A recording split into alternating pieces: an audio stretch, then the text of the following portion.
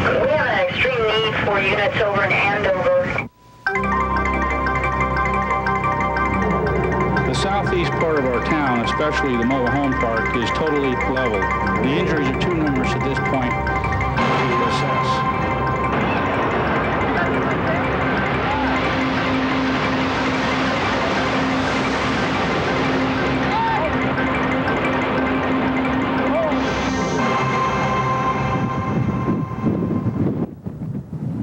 Good evening, everyone. I'm Susan Peters. Mother Nature shows her fury in a variety of fashions. People in coastal regions must battle hurricanes. Residents of northern states face annual blizzards. Each spring, Kansas turns into Tornado Alley. Few twisters, though, have been as devastating as the one that rumbled through south central Kansas on April 26th. It killed 19 people and left hundreds homeless.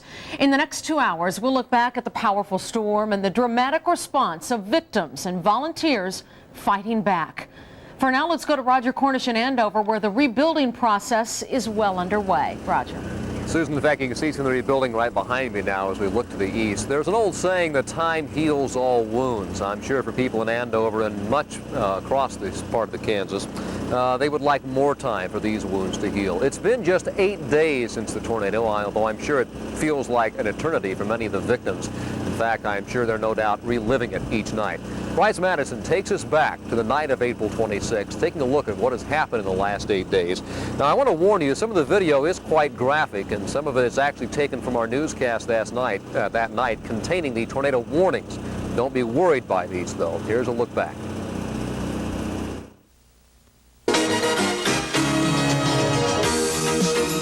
This is Eyewitness News at 6 with Roger Cornish, Susan Peters, Merrill Teller weather, Bruce Hurdle sports.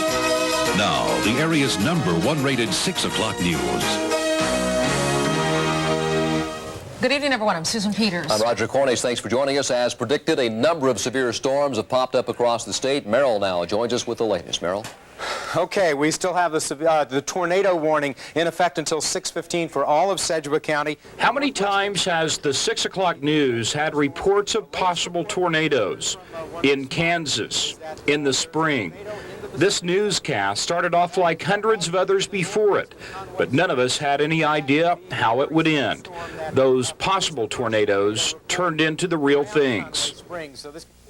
As of 6 o'clock, the tornado was reported by the Hayesville Police Department at 77th Street South and West Street, moving northeast at 30 miles per hour. And another tornado was reported, this is the one from the spotter, 5 miles east of Peck. How many times have tornadoes come through Kansas in the spring, killing innocent men, women, and children, and wrecking millions of dollars worth of property? Add one more time, April 26, 1991. We are heading southbound right now on I-235, and I guess I am in the unenviable position of being between sites where there have been tornadoes, or at least funnels spotted. To the south of us, they've talked about tornadoes on the ground in the Clearwater area. Also one spotted around 103rd Street South and Seneca, if I remember right. Also to the north, we've been listening to reports of a cell that has been trying to spawn a tornado now. I'm pulling off I-235 at Meridian. I'm just about to head south. It's a really bizarre atmosphere out here. On one hand, to the west. Now, Bob, we have to cut you off now and go to Merrill in the Weather Center. He has some more warning for people down in the Boeing area. Is that right, Merrill? No. Yeah, that's exactly right. We now have a confirmation from a sheriff's officer who is down on K-15 and says the storm appears to be moving toward Boeing in South Wichita. That would put folks in the Oak Lawn area in immediate peril, and also, again, down around the Plainview area and down toward Boeing in South Wichita. Boeing missed a direct hit from the tornado. McConnell Air Force Base, just to the east, did not. You got this on camera? Yeah.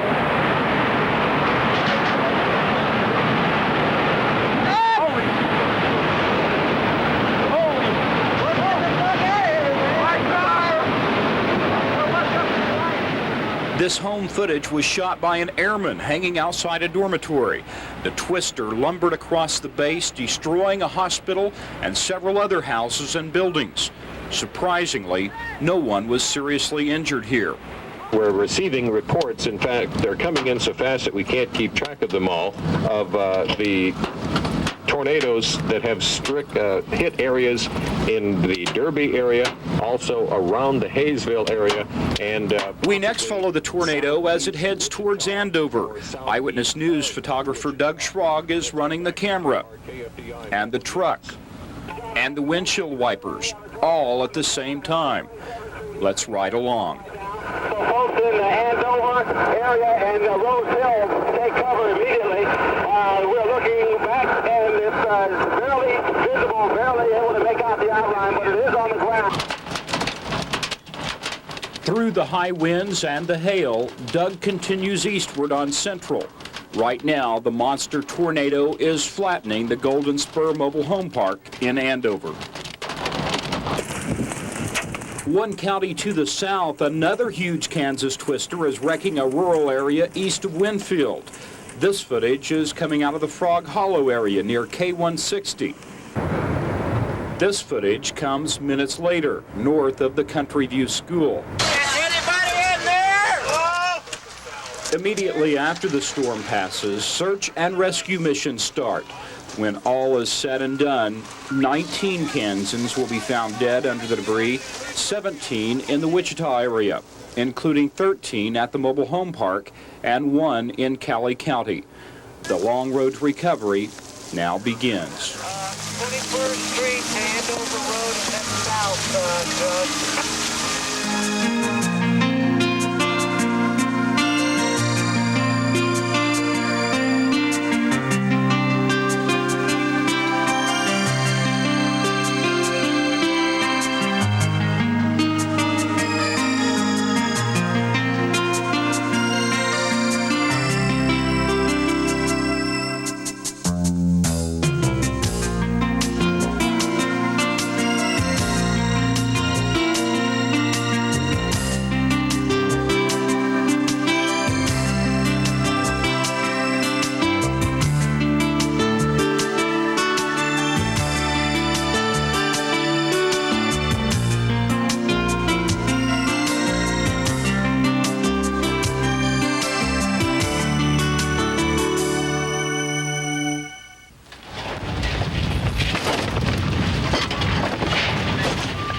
The Andover tornado traveled some 75 miles on the ground, chewing up everything in its path. As hours passed after the disaster, so too did the army of volunteers who came from surrounding neighborhoods, cities, even states to help clean up.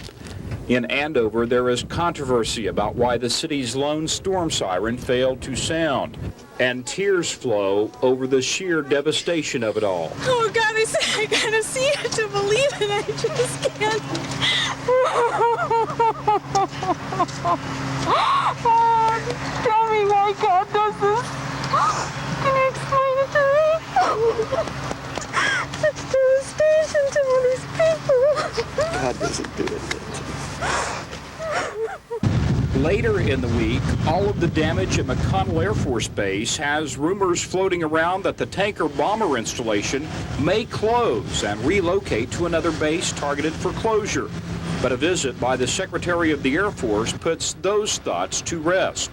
McConnell, he says, will stay. Of course, McConnell was on the list that we elected to keep and not recommend to give up, and since the choice was made based on long-term interests, I see no reason whatsoever that we should reconsider that. He had a 65 Chevy pickup, and it's the one that's over in the field. Bumper's there, tailgate was there, the frame's over there, the cab, it ripped it off it somewhere. Stories of surviving the killer tornadoes are seemingly as plentiful as the damage itself. Norman Fireball's parents, both in their 70s, rode out the storm in their closet while the whole house was lifted off the ground. This old mulberry tree of theirs was split open, allowing a jacket and bicycle tire tube to be permanently caught. This woman was actually sucked off the ground by a tornado, and while spinning in the air, she saw a cow. And when I hit the ground the second time, there was a log in the field where I'd ended up.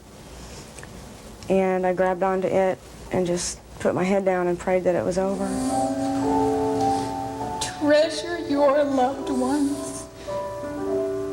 Do not ever waste a minute with them. Unfortunately, the saddest stories came nearly a week after the tornado, when the dead were buried. Leonard and Kathy Craven said goodbye to their 5- and 2-year-old daughters with a letter. And tell them that you love them. The 2 tornadoes that plowed through Sedgwick, Butler, and Cowley counties are being categorized as F4 tornadoes with winds in excess of 250 miles per hour. Both are extremely rare tornadoes. In fact, only 2 of every 100 are as powerful.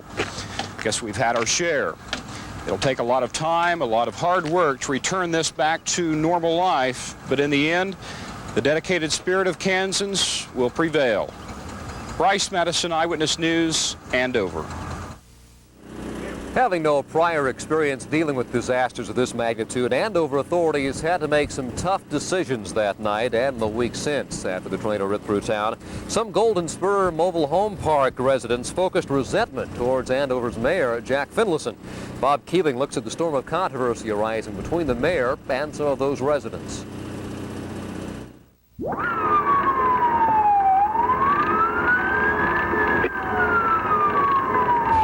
An Andover police officer's videotape captures his squad car as it drives through the Golden Spur Mobile Home Park, warning them of the tornado that would hit in just 7 minutes. A nearby civil defense siren has failed, and looking back, some residents felt that this wasn't a good enough warning and may have cost lives. Others said they had plenty of warning. All units take cover. Don't stay out any longer. Go for cover. As the officer makes his way to safety, the horrific cloud makes its way across Andover Road. As you watch, it's taking 13 lives at the Golden Spur Mobile Home Park. What was your first reaction when you saw the devastation in your town? Well, I was in absolute total shock. It took me about a half hour to work my way up to the disaster area. When Mayor Finlayson got there, he found unbelievable wreckage at the park. He said he had some tough decisions to make.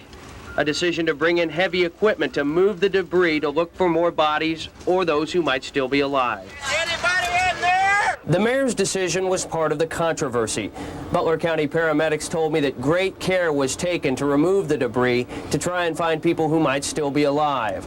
But some residents complained that they weren't allowed back into the complex, and when they were, crews had ruined what they had left to salvage. I was down there last night and everything was a mess, but at least it was to where you could get to it. And now it's just all in big piles and everybody's stuff's mixed with everybody else's stuff.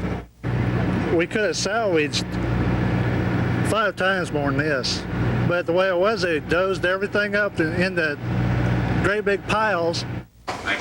Residents resented the mayor for his decision to bring in the heavy equipment. At a city council meeting, the controversy soured the mayor to answer any questions from the media.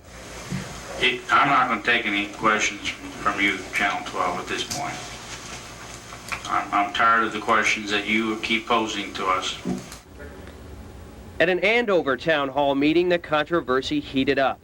Residents of the Golden Spur Park had gone hoping to ask the mayor about his decisions during what was scheduled to be a public comment session.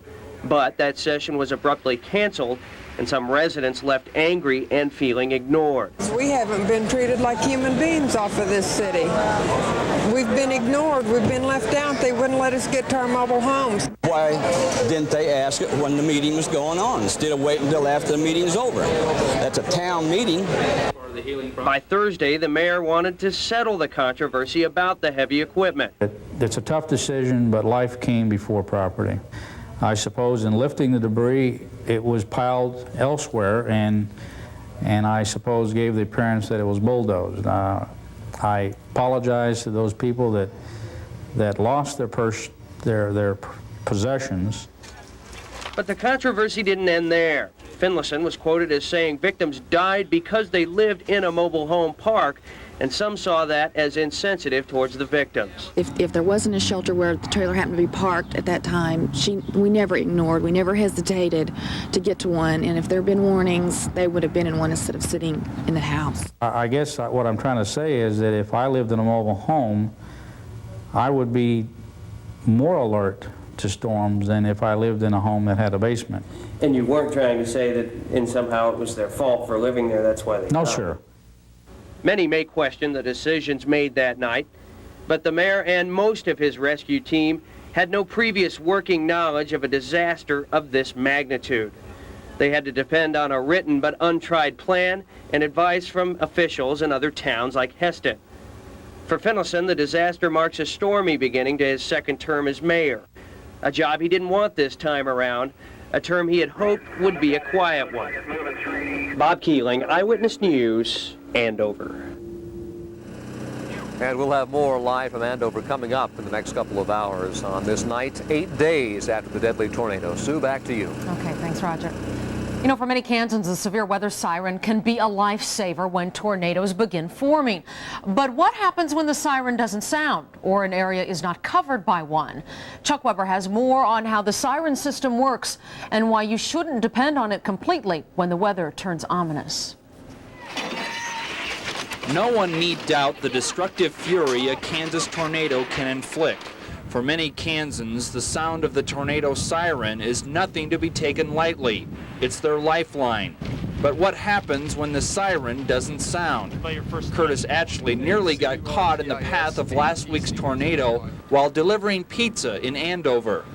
Then by the time I got back to the Pizza Hut in Andover, my manager was waiting on me. She told me to get in the basement, and as soon as I got in the basement, the tornado hit the Pizza Hut. But the siren, it was at the Meadows Plaza where the siren was supposed to be. It never went off. I never heard it, and I came right down Central, and I never heard it. Atchley didn't hear the Andover siren because it malfunctioned when it was needed most. Police and fire crews sounded their sirens in neighborhoods just minutes before the tornado hit. Andover's mayor says the citizens of his town had plenty of warning. Last night, we pushed that button 4 times and the siren didn't go off. But we had police and fire and the same volunteers that have been going up and down that street for the past 40 years sounding the alarm. It went through the mobile home park. It went past my house at least 20 to 30 minutes before. We had plenty of warning. There are nearly 100 severe weather sirens in metropolitan Wichita. 72 of them are activated here at Emergency Dispatch Headquarters. Pat Glenn makes sure they're all working properly. Glenn says so many things can go wrong with the sirens. There are so many things when you look at an electronic and electrical schematic of the siren from the time that the signal comes in till the noise comes out the horn. It always amazes me that we get them all to go off. It sits out there when in January it freezes down to 40 below, that siren sits there and gets frozen too. And when we boil everything in August at 110 degrees, it sits there and boils, and they do go off. In addition to potential mechanical problems, disaster management officials say there's a coverage problem with the system as well. They say some parts of Wichita, like this south side neighborhood between Rock Road and Woodlawn, fall into a so-called black hole area. Sirens can't be heard here. Glenn says those black holes are slowly being filled in, and he says some of these sirens were bought 40 years ago. Each year, a few new ones are added to the system. But for people who depend completely on the siren system, Glenn has some advice. Be sure and start watching the weather. Just kind of keep it in the corner of your mind back in there, and as the things get darker, then start paying attention to the weather and see what clues are given to you. If it's starting to get dark and it's raining and all of a sudden it stops raining and there's hail, then very likely you're going to be involved in a tornado real quick. No system is foolproof, and Kansas weather can be unpredictable and deadly. Tuning into weather conditions from lots of sources is your best prevention when Kansas tornadoes strike. Chuck Weber, Eyewitness News, Wichita. Good advice. Coming up next, we'll talk with the people who witnessed the destruction through the lens of their video cameras. Well, if you ever imagine an atomic bomb going off and, and you come out of a hole somewhere, that's about how I felt,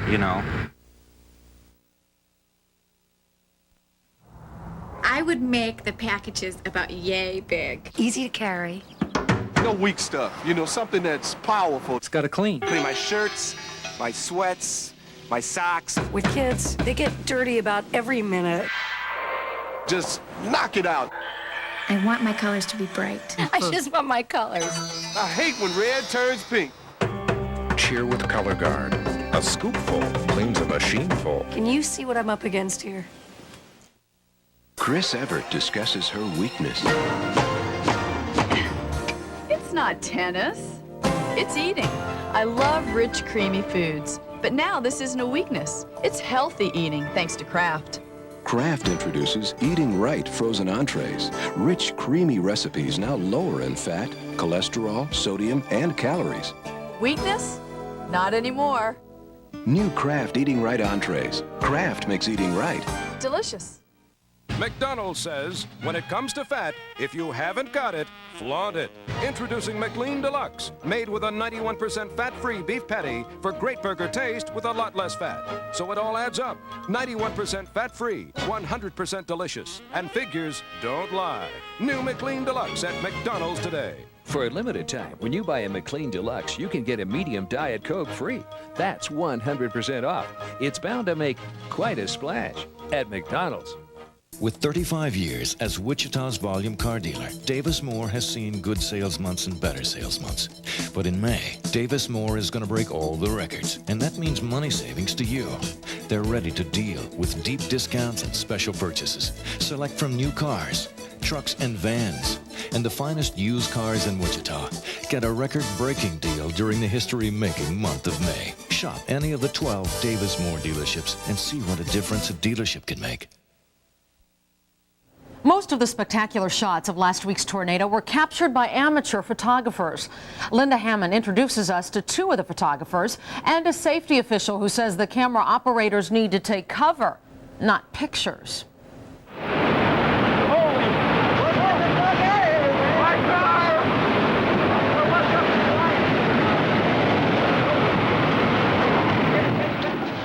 The tornado tears through McConnell Air Force Base. The powerful twister rips off roofs, knocks down trees, and moves on to other targets.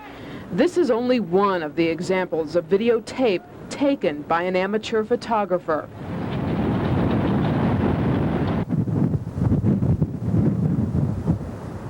Here, a stockbroker videotapes from Teradyne. He's in the shower when someone spots the tornado. He just happens to have a video recorder in his locker. You could see the houses, exploding and, going the roofs going up, large roofs out of barns, and, in that film. It was pretty devastating, obviously, and when it hit the mobile home park, you could just see the air was cluttered. You might say Duke Evans is an amateur meteorologist, too. He has taken classes in meteorology, and, well, growing up in Kansas helps, too, so he does know something about tornadoes. And with this one, the one that tore through Andover, on videotape, it looks closer than it really is. Duke says he kept his distance. If it gets over Central, I'm running I'm running downstairs because there was a lot of steel in the building out at Teradyne. In this day and age, when it seems almost everyone has a video camera, it's understandable why so many people get pictures of severe weather. But officials here at the Sedgwick County Disaster Management Division say getting pictures is one of the last things you should be doing when a tornado is headed your way. When we issue a warning and tell the general public to take shelter, they need to take shelter. If they don't, they're going to be a statistic. It's just as simple as that. Koslett says people who get out and videotape a tornado are just causing problems for authorities and are putting their own life in jeopardy. You got people trapped. There's a possibility when you can't get the emergency equipment through that there's somebody in that wreckage that could have got out, could have been rescued and saved, who might lose their life. But we're taking down the basement, of course, no electricity, so there's no light. Gene Thompson has a different story. He recorded some of the tornado, but by mistake. He started shooting some of the hail, saw the tornado, and made a beeline for the basement. We decided it was time to get to the basement, so we dashed downstairs and into the basement. It was a good thing we did because everything we had was, the whole house was gone. Gene took the camera downstairs with him. He didn't know it, but he left it rolling. You can't see it, but you can hear it hitting the house. We're getting, I think it's going right over us. It was heading right toward us. Here.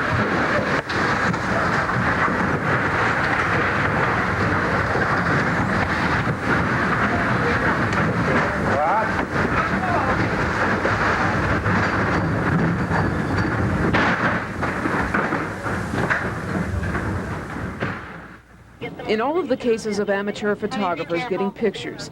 Luckily, there were no injuries or deaths. But safety officials say we were lucky. Next time, officials say we may not be as fortunate. So it's better if everyone takes cover when threatening weather looms overhead. Linda Hammond, Eyewitness News, Wichita. And we'll have another look at the home videos of the tornado later in this special report.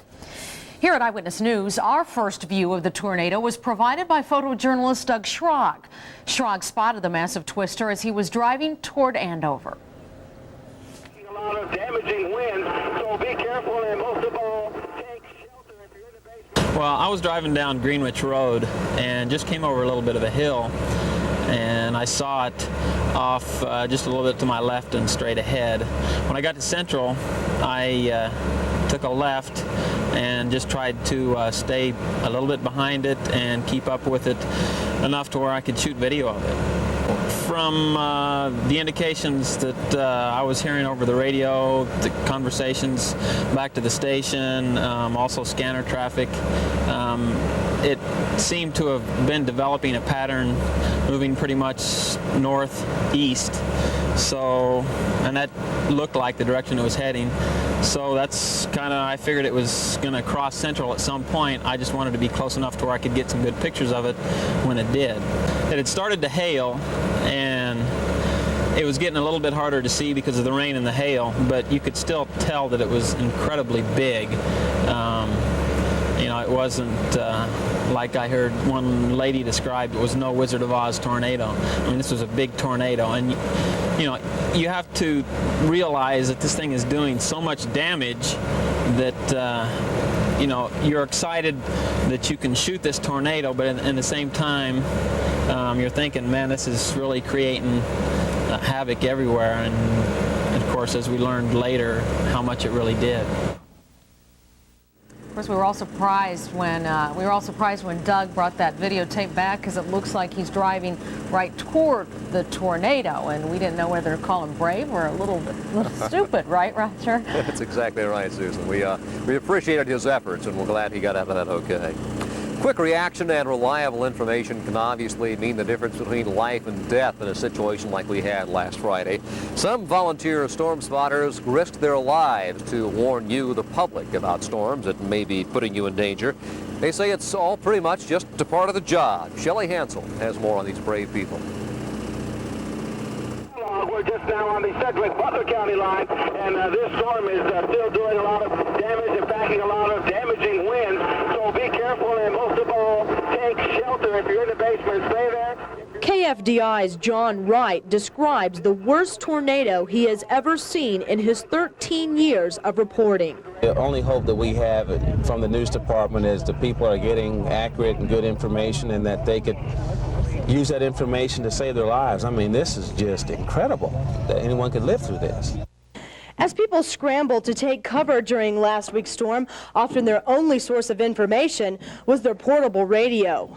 You know, I do feel responsible for our listeners out here, and boy, this is just incredible to come upon this damage after being so far out. It never really hits you until you drive up in here and look at all these bricks and mortar and 427. But pressure, no, I don't think it's pressure. It's just continued commitment of what KFDI radio is all about. A total of 503 tornado and storm victims have applied for various kinds of federal and state aid so far. News director Dan Dillon coordinates the storm spotting team from the KFDI studios. He says they prepare and plan year-round for their severe weather coverage to keep up on all the latest information. Every year we go to tornado spotting classes that people from the National Weather Service conduct. Every year we do that. We look at books. We try to know what we're talking about in terms of the clouds and what we're looking at out there. One of the first reporters to spot the killer tornado was KFDI's Ken Vandruff. I was out by Goddard. I spotted the tornado by Goddard, and John Wright was behind me. And in fact, at that time, he was getting pea-sized hail out by Clearwater, and offered to come out and help. And I said, no, stick around down there. because there might be something come out of that, and that's the storm that created the tornado that went by Andover. 38076. 38076. Vandruff and his co-workers say they try to stay at a comfortable distance while tracking the tornado, but he says a little healthy fear never hurts. If you're not scared, you're crazy. It's a matter of getting training that we do every spring, and it's a matter of knowing where you are and knowing what's out there and hopefully having somebody to help cover your tail. But you've got to have a good, healthy respect for these storms or you're going to get killed. Let's go back to our KFDI mobile units. John Roddy, Mobile 22, and we have a tornado on the ground at 127th Street East in Kellogg right now. So folks in the Andover area and Rose Hill take cover immediately. Vandruff says it's a tough job trying to keep track of where he and the tornado are at any given moment, but he realizes his information can be the difference between life and death.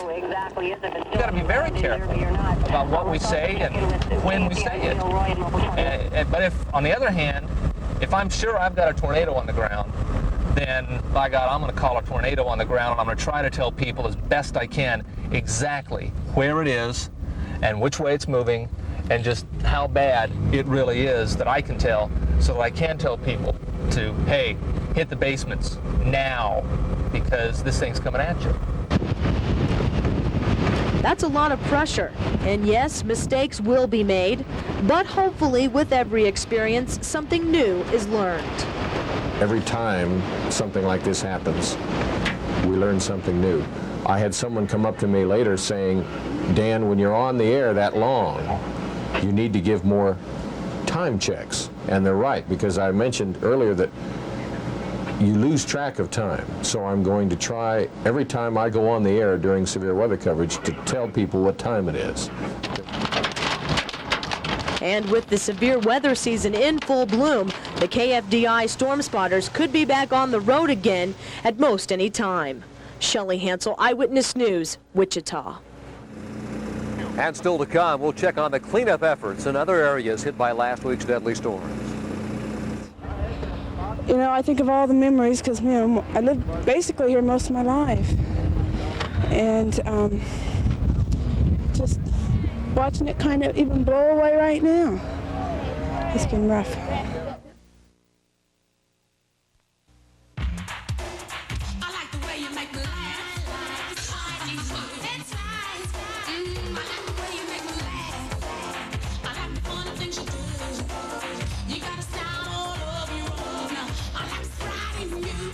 With Lyman, a little more fun than what you're used to. California Sprint Cars race for over $30,000 in prize money May 7th at 81 Speedway. This is their only Kansas appearance, so be...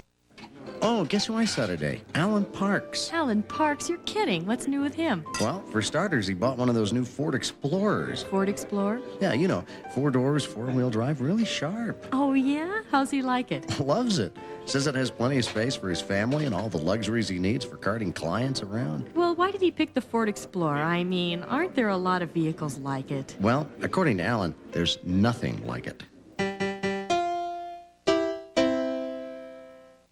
It's a new day, there's a brand new way. Go fish! Now you got a choice. Rejoice! Go fish! No matter what you're after, you're gonna get your wish. Go fish! At Long John Silver's, we have a lot of ways to go. Batter dipped, tender baked, or lightly breaded. Go fish! Silver's! Right now, try our batter dipped fish and chicken combo, just $1.99. Everybody knows that milk's for babies, so charming, disarming, whatever they do. Everybody knows that milk's for babies, and wouldn't you know it, baby, milk's for you. Soft baby skin, strong baby bones, bright baby smile, and ooh, great muscle tone.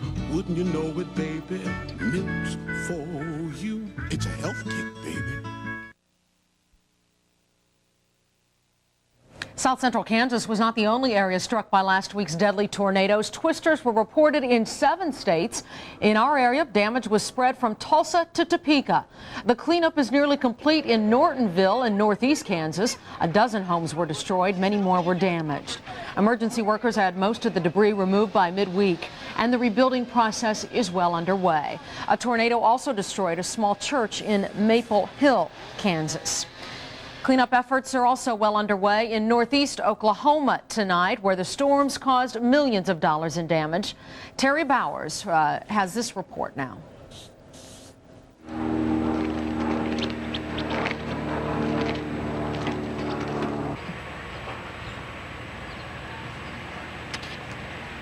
We apologize, that is the wrong videotape. We will have Terry Bowers' report in just a few minutes. We'll be back.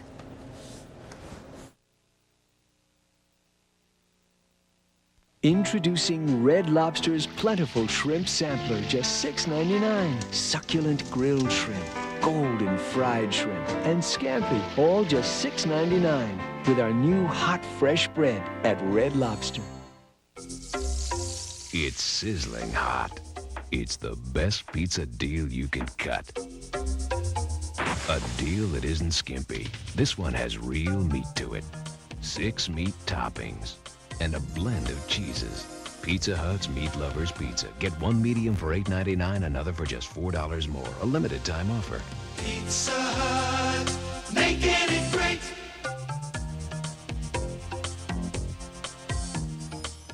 Attention American Family policyholders. Soon an American Family Insurance claim team will arrive in your area. If you've incurred damage or loss from the recent storm activity, please report it immediately to your American Family agent. Your agent will make arrangements to have your claim settled by the claims team. By reporting your losses directly to your agent, your claim will receive the fastest possible attention. Once again, if you need assistance, contact your local American Family Insurance agent or call the Catastrophe Office at 684-6763. When they ask, can I help you? They mean it. When they discover a way to make your shopping easier, they adopt it. Ask for a refund, you get a refund. No questions asked. Tell them you want the kind of pickles Uncle Leo used to buy in Detroit. They order them for you. These are Dillon's people.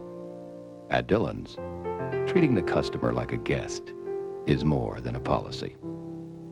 It's a tradition. When you do something that comes from your heart, you leave a heart print, and people can feel it. And there are moments on the show when I get goosebumps. I love that. Weekdays at 3, only on Channel 12.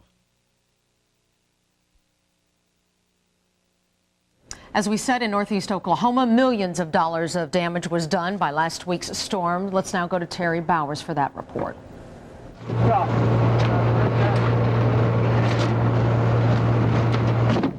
By the truck full,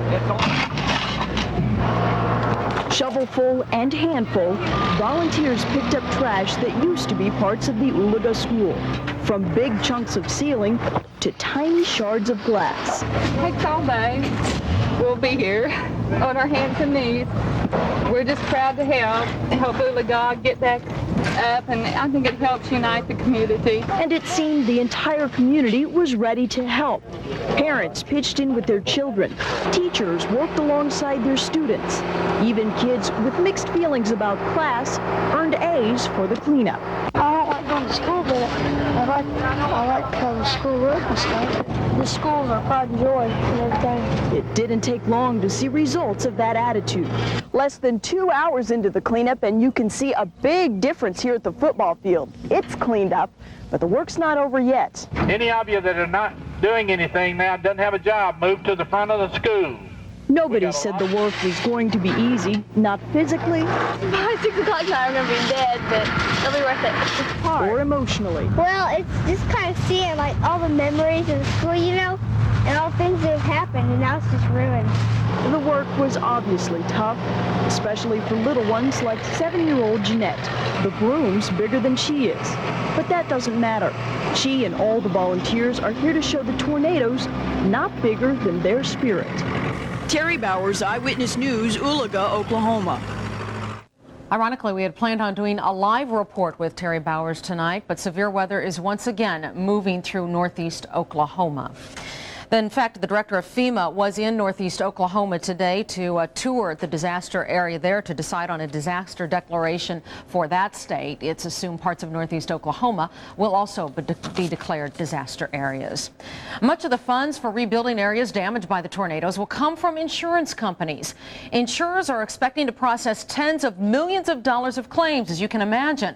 Damage assessors have been busy already from sunrise to sunset, visiting with the hundreds of people whose homes and property were destroyed or damaged. Most of the larger insurance companies have brought in additional crews to handle the workload. This, as far as the number of adjusters, is not that uncommon. The type of storm that we've had is very uncommon. Total dollars is the most that we've dealt with here in our region for as long as I can remember. Many companies have set up temporary offices in the heavily damaged areas to better serve policy holders.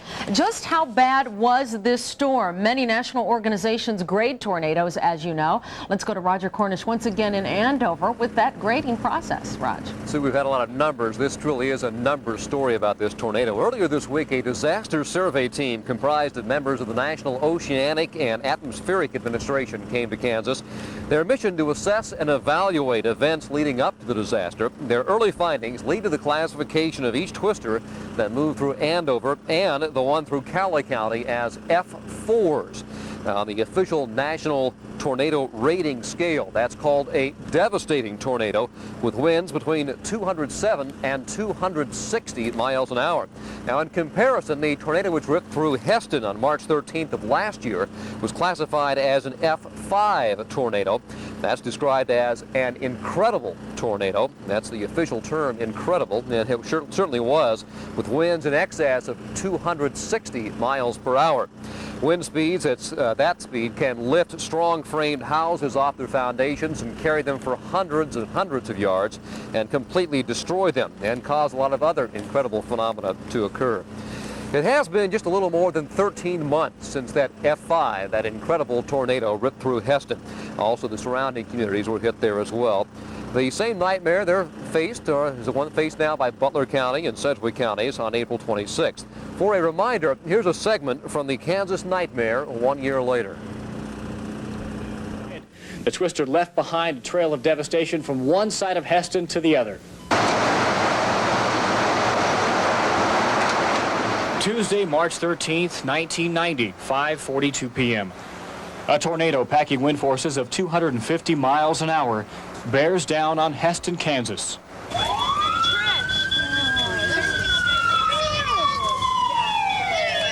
I said, it can't miss us now because it's only 1,000 feet away, and it came across and aimed right for the corner of my house. It couldn't have hit any square. In a few short minutes, lives are changed forever. Homes and businesses in this small town are hardly recognizable. All that's left are twisted, tangled remains. More than 150 houses and 24 businesses damaged or leveled.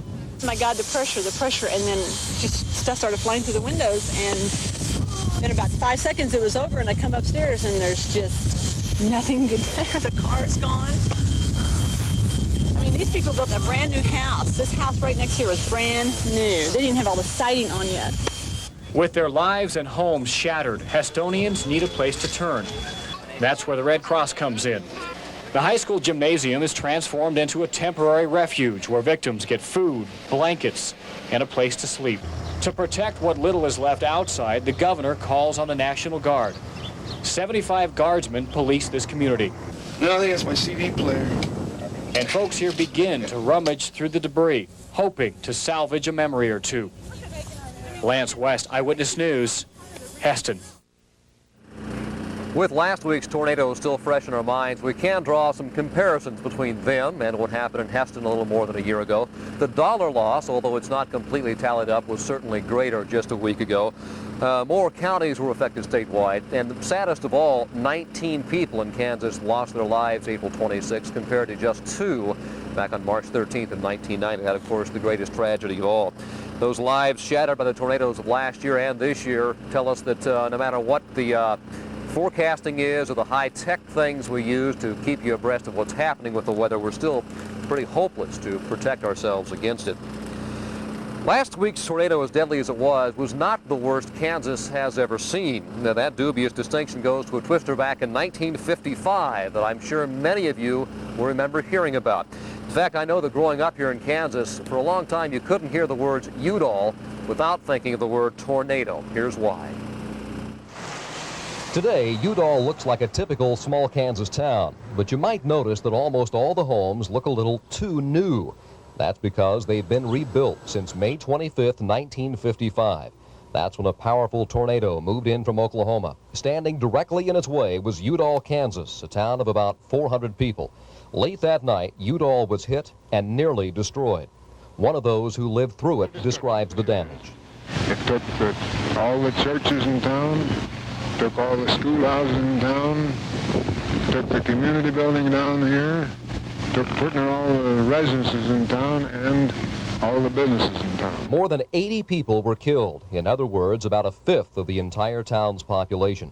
As one survivor said, "We seemed to find a body underneath everything we picked up." Because communication lines were destroyed, Wichita didn't hear of the disaster for more than an hour. The first reporter on the scene was Henry Harvey, who arrived shortly after midnight. There were all kinds of situations, people running around crying and screaming, looking for their family members. And many of them found them. But there again, they were walking around in a daze, a lot of them. People who lived there didn't know north from south, came out in total darkness, total blankness, because ordinarily, you see, you could walk around at night and on the horizon you would see shadows of houses and buildings, but those buildings weren't there. Someone else who was there that night was current Andover resident Claude Irwin. It was years and years before we could sleep through a fairly heavy thunderstorm, you know. But in the last few years, well, we've kind of older and become accustomed to it and kind of put it in the back of our mind. The Irwins also lived through the tornado in Andover. And yes, for the second time, they looked up afterward to find their home gone. But they still found time to be thankful. When we crawled out, you know, we were just so happy to be alive and no dead around us right here, you know, that is just unbelievable. Well, now the Irwins are rebuilding in Andover, in fact, not far from where I'm standing right now, and they are no doubt hoping tornado number 3 never comes along. The quick recovery of many damaged neighborhoods here in Andover and elsewhere across the state is thanks to a great army of volunteers. We'll have some of their stories and a way to say thanks coming up next. George! Out golfing. Left you dinner. Not in the freezer. On the shelf. Kraft microwave entrees. They're new. Ooh, chicken fettuccine. Tender chicken, ribbons of fettuccine in a creamy sauce. Kraft slow cooks them. Then all the taste is sealed in so no preservatives are needed. Takes 2 minutes. This is my kind of food. Save me the fettuccine. New Kraft microwave entrees. Your kind of food on the shelf. The switch is on. Over the past 6 years, more than 120,000 Cadillac owners have turned in their keys and turned to Lincoln. The reasons why? Lincoln Town Car. Now for $19.91 with a more powerful V8 engine that helps make Town Car the smoothest riding, quietest car you can own. And the front-wheel drive Lincoln Continental, further refined for $91 with 10% more horsepower. It's a key fact. Lincoln is what a luxury car should be.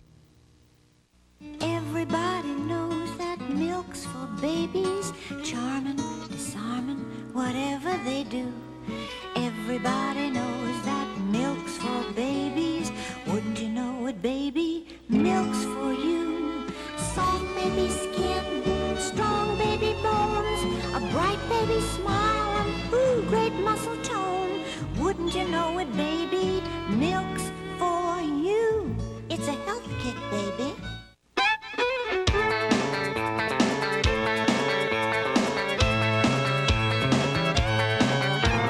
Grandy's never scrimps on dinners like our famous country fried steak, 6-piece chicken nuggets, and 2-piece chicken dinner. We Thought you wouldn't mind if we scrimped on one little thing. The price. Grandy's Cooks. Choose any of these 3 dinners, now only $2.99 at Grandy's.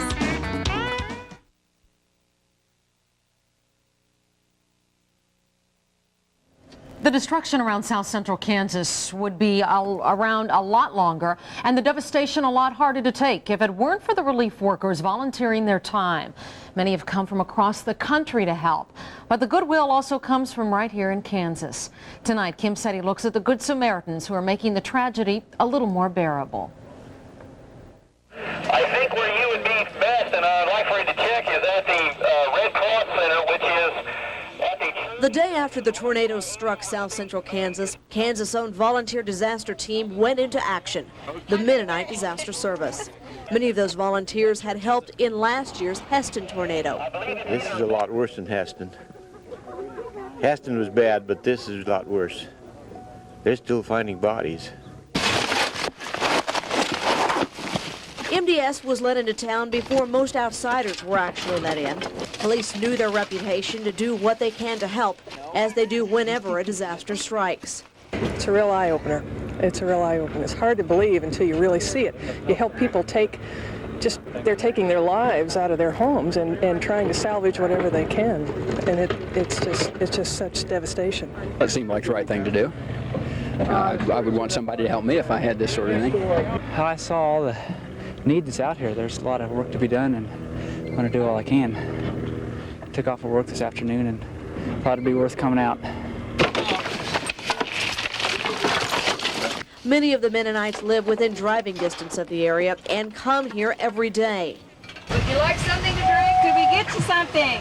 But ironically, the folks who come the farthest, sometimes across country and too far to drive, spend most of their time behind the wheel of a Red Cross mobile unit, spending long hours doing tedious work. 7 in the morning to 8:30 at night, sometimes 7. It all depends on how much you covered in the route.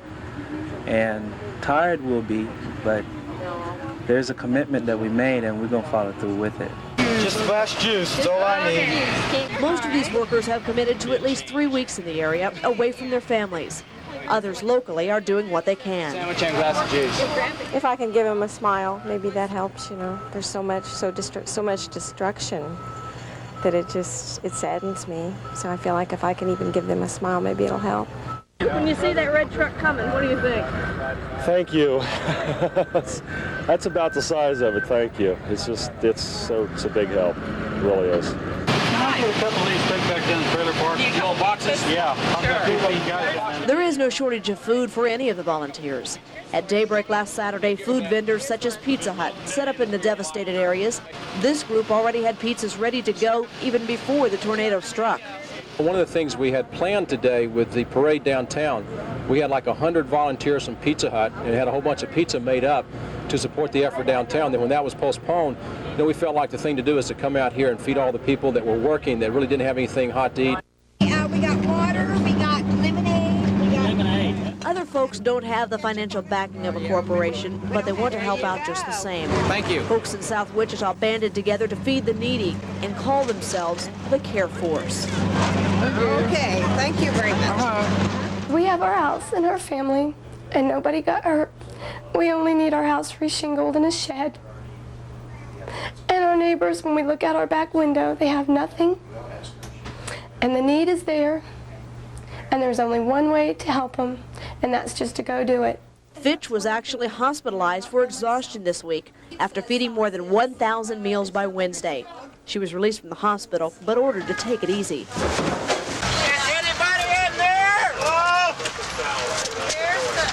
Taking it easy was definitely not in the game plan for one emergency medical service worker this week. Chris Davis' home was destroyed in the tornado, and his daughter and her nurse trapped inside. Once, though, he found out Friday night the two women were okay, he dropped everything he was doing and headed to Andover to help victims there. I assumed there was nothing left, and I thought there's no sense in even messing with that. I've got my family. That's really all that counts at this point. I can sit here and pull my hair out all night and be frantic, or I can go help somebody else. Yeah, maybe. And it's that kind of spirit that has helped to make the situation as bearable as possible and been the good side, if there is one, in a horrible tragedy. Kim Setti, Eyewitness News, Butler County. And the volunteers came from everywhere. Yesterday, students came out to join in the cleanup. They took their classroom from inside to outdoors, where you really learn a lesson about life. Lance West has more on that story.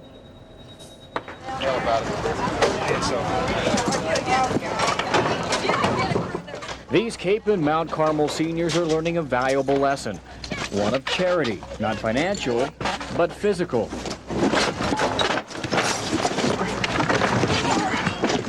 Got it.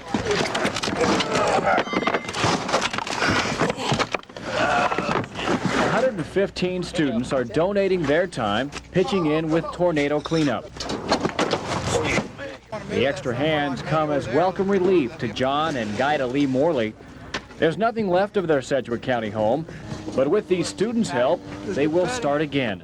It makes me feel wonderful, and I feel great appreciative of what these boys and girls are doing.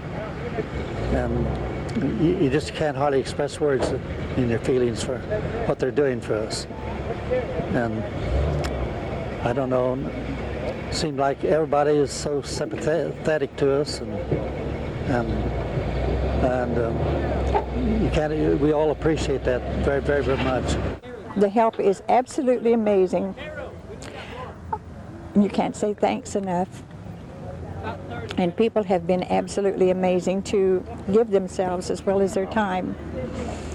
The young people that are out here now, I believe it's Cape and Mount Carmel, have just been tremendous, as well as everybody else. And truly, at this time, you can't say thanks enough. For these Cape and seniors, a day of sweat and hard work never felt so good. You just get a good feeling inside. I mean, to know that you're helping these people. I mean, because when we first got here, it was just big, you know. I mean, it didn't look real bad. It's kind of real ripped up and everything. But I mean, I don't know. It's kind of neat because it just brings the whole class together. I mean, you can feel a lot of the class unity right now. That's why I like it. It's just kind of a neat feeling. If my house had been struck by a tornado, I would just want somebody out there helping me. We're just trying to just be helpful and just do something good for somebody else who needs it. That makes it feel good, you know. It's kind of a different pace, better than going to school. So, you know, just came out here and helped somebody. Whatever the reasons, these students are making a difference. And it's one lesson they'll likely never forget. Lance West, Eyewitness News, Sedgwick County. A lot of people have come to help, but the need is still great for tornado victims. We have two guests now to talk to live. The first is Sally Northcutt from the Salvation Army to talk with us about people's needs right now. Sally, thank you very much for being with us. Hi, Susan. First of all, Salvation Army was there, moments after the tornado hit. What's your assessment of the last week? How is it going? Well, it's been a long and grueling week for the victims, trying to find the right point for help, and for the volunteers, and for the social workers, and for everybody that turned out to help. How is the effort of the Salvation Army and the other organizations there to help been going? Well, we now have 3 centers open. We're trying to respond to needs as people indicate pockets of the town that we just are kind of discovering need assistance, and we've been very busy in the Oaklawn area and in Hayesville and, of course, out in Andover. Mm-hmm. And let's talk a little bit about the Hayesville-Oaklawn area, because we've looked to Andover so often because there were so many deaths there, but the need is also great right here in Wichita.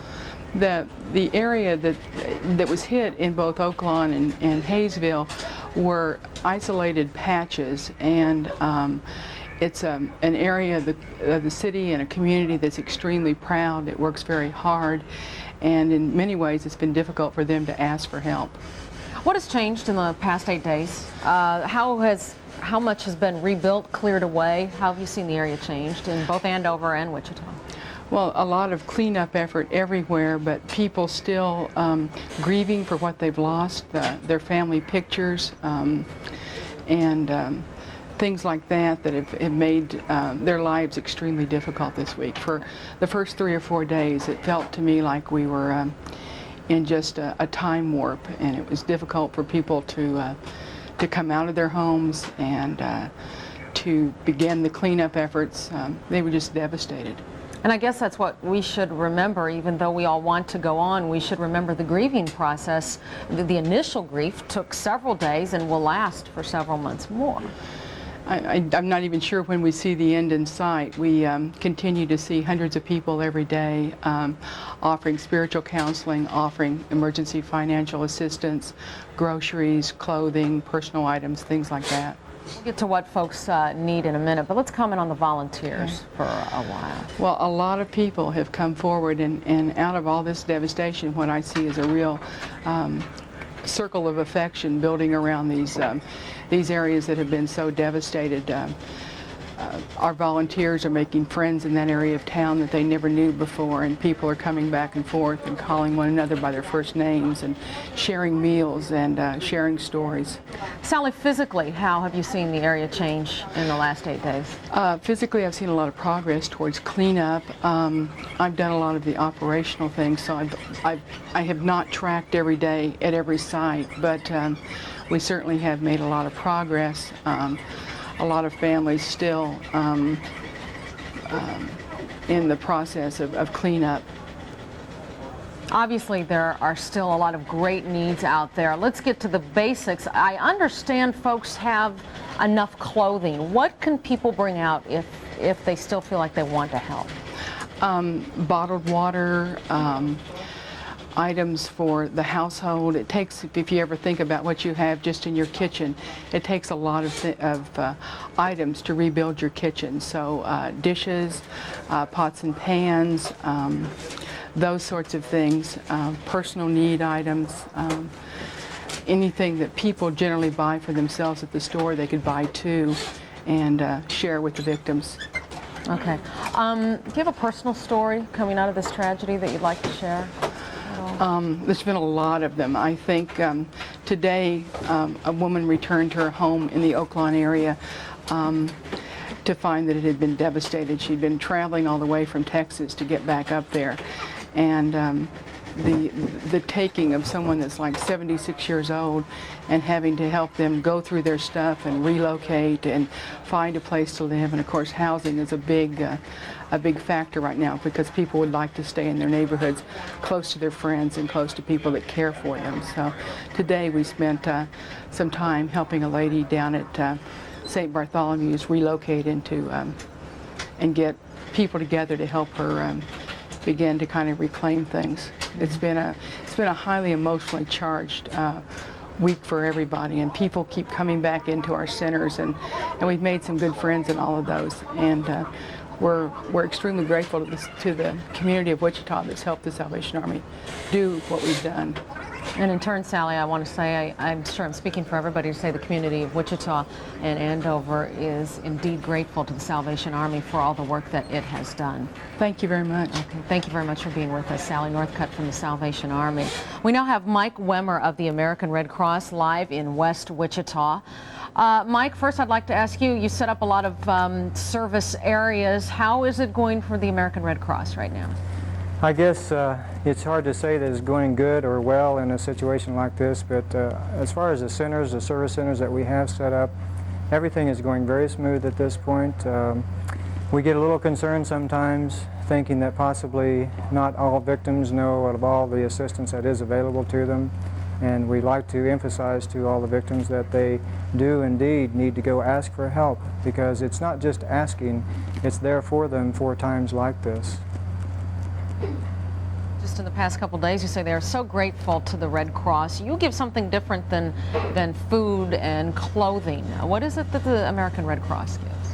Well, Sally, basically we're helping family get back to, I guess, a normal way of life at this point, trying to get them situated into a household setting again. And to do that, it requires a lot of resources from a lot of different folks and a lot of different agencies. We get involved with the food, the clothes, the new appliances, the new household furnishings. basic medical needs that people have, maybe eyeglasses or prescriptions, hospital bills when the insurance is not adequate or not available, even burials in this case. Basically, though, and all that requires money, basically, and that's what the American Red Cross is asking people in Wichita and Butler County for, right? Yes, it is. We've had a very, very good response. The United Way gave us $500,000. The public has just come through so great on this. We've had many, many companies and just individuals sending in checks, not only to the Red Cross, but other agencies as well. And that really is what makes this work. I know if people want to send money, they can send it to the American Red Cross, and that will go directly to victims, right? Yes, it does. Okay. What have you seen changing in the last 8 days? Give us an overview of the last 8 days. Well, I guess people's spirits after the first few days maybe start picking up some. But we had a volunteer come back today from one of our food runs in the area and said the gentleman came out of the house and is in still a state of shock. Sally mentioned that this does not end anytime soon. This goes on for days, weeks, months, and sometimes, you know, even longer. Changes, I think people will start feeling like their lives maybe are starting to come back together. They will see the cleanup go on, which is a difficult period, but they will still start see new buildings going up, and that's going to give encouragement to those people. You know, you provide a lot of physical relief, but I'm sure a lot of emotional too. I'm sure a lot of folks come into your service centers emotionally drained. Definitely. Even the workers and volunteers and the victims, I guess everybody is sort of in the same boat. Everyone is tired. There's a lot of long hours, whether they're out cleaning up or whether they're just worried about what they're going to do next. And the workers are working long hours providing that assistance, and it's difficult. It's not easy to be from either Wichita and your home was not affected, or from out of state. We have several people from out of state helping us.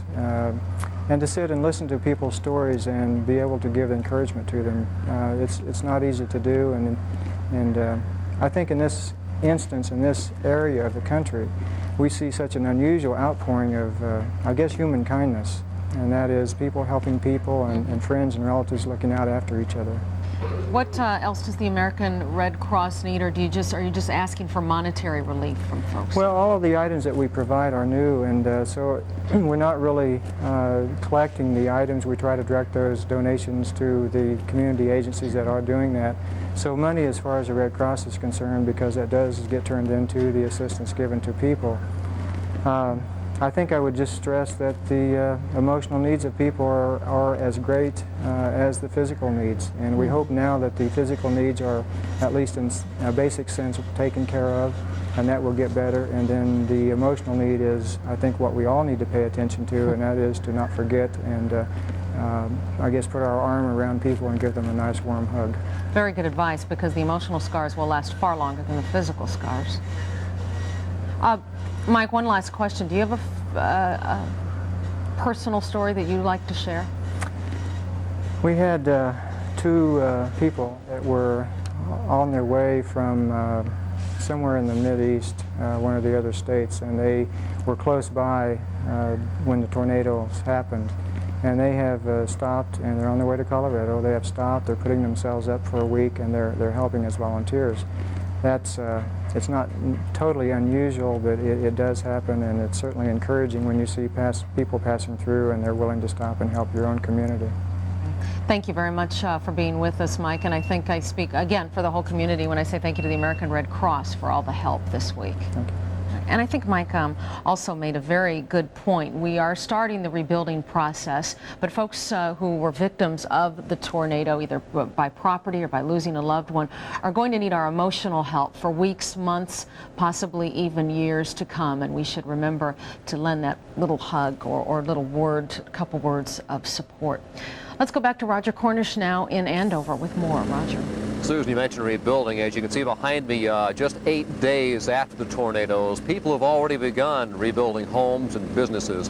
Lance West takes a look at the rebuilding process and what lies ahead. More than 1,000 homes are unlivable thanks to last week's tornadoes, but that number is slowly being reduced. Damaged houses are crashing down, new ones are shooting up in their place. Workers are well on their way to finishing this Andover duplex.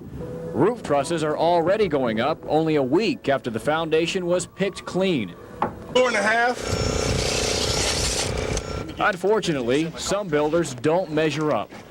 Tornado victims are being warned to watch for fly-by-night contractors who are out to turn a quick profit. Reliable contractors are licensed, bonded, and have permits. It's just a way for the city to help the homeowner ensure that he gets a quality home, and there are no hassles with our code compliance people.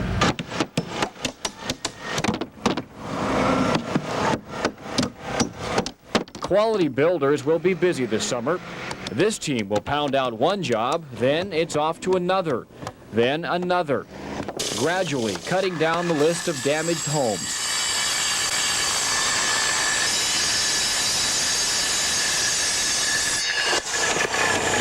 Busy.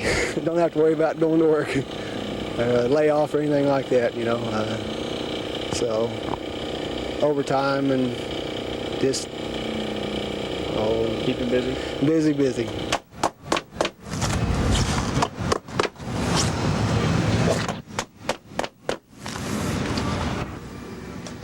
And it's been busy at the Andover Pizza Hut as well. Workers are adding final touches for the grand reopening Monday. It's hard to believe it's only been a week since the tornado ripped it apart. And you put the volunteerism, into the equation. It's just been marvelous. People off the street stopping by saying, "What can I do to help?" I understand that you plan on reopening the doors Monday. You bet. We'll be here just like normal, waiting for all these folks that are our neighbors. We're waiting for them to come back. Look forward to it.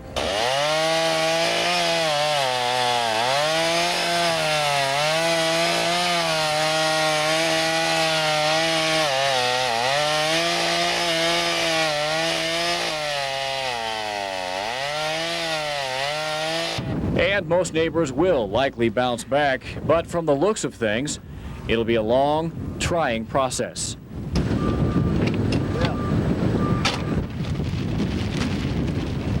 Lance West, Eyewitness News, Andover. And if you have any questions about contractors, you can call the Wichita Area Builders Association at 265-4226.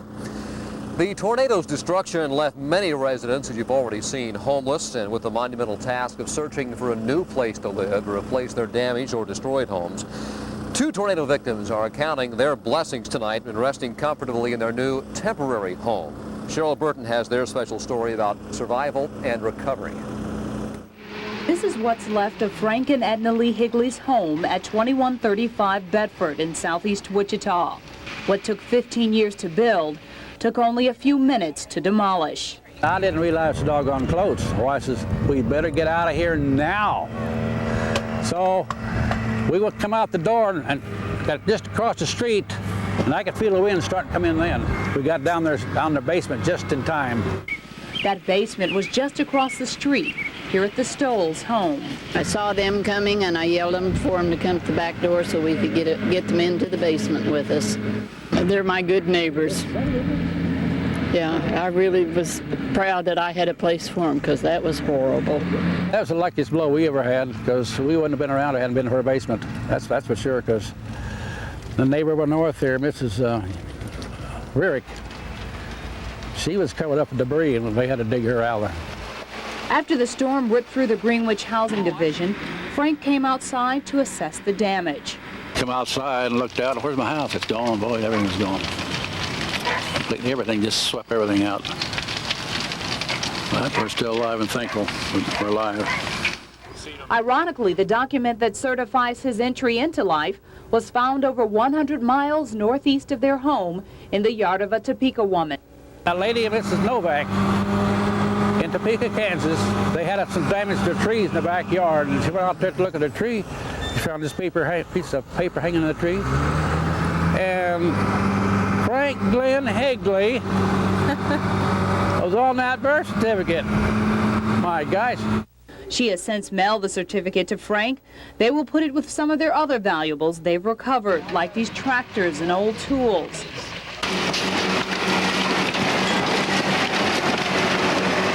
But those things that weren't salvageable were cleared away and put into a pile to burn with all the debris from the aftermath.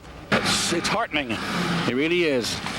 But kind of getting weaned away from it now a little bit. But a couple of days ago, it just terribly heartening. When you look at the bulldozer take that piano. No, it just breaks your heart. But that's one of my wife's specials.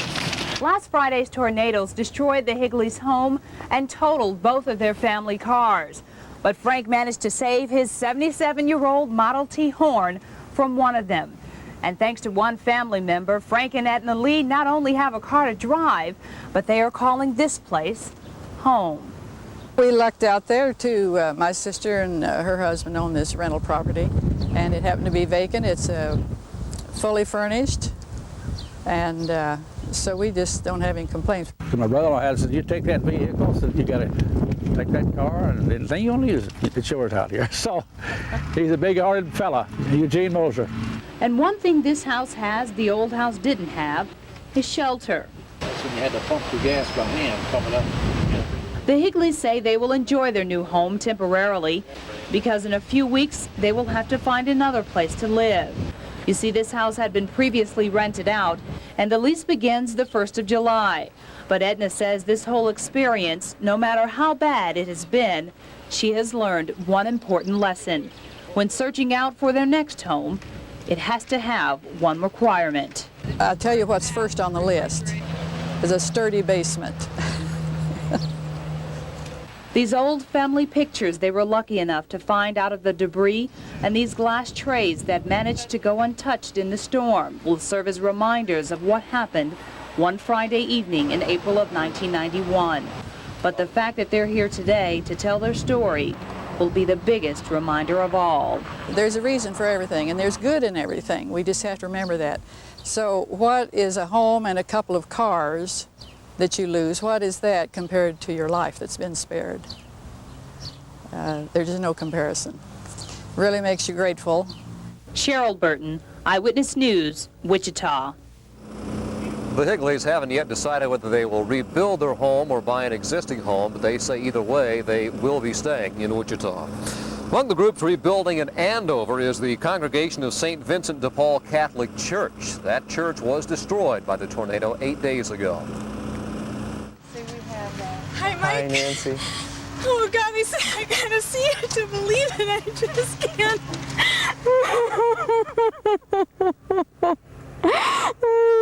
Tell me why God does this. Can you explain it to me?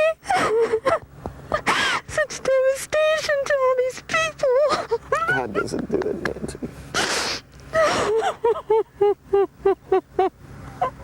God doesn't do bad things.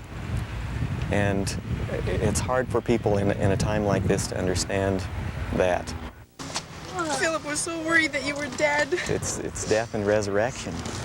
And I'm okay. Sticks and stones and flesh and bone, and you don't have resurrection without death once in a while. Is this what they were going to do? This is the quilt they were...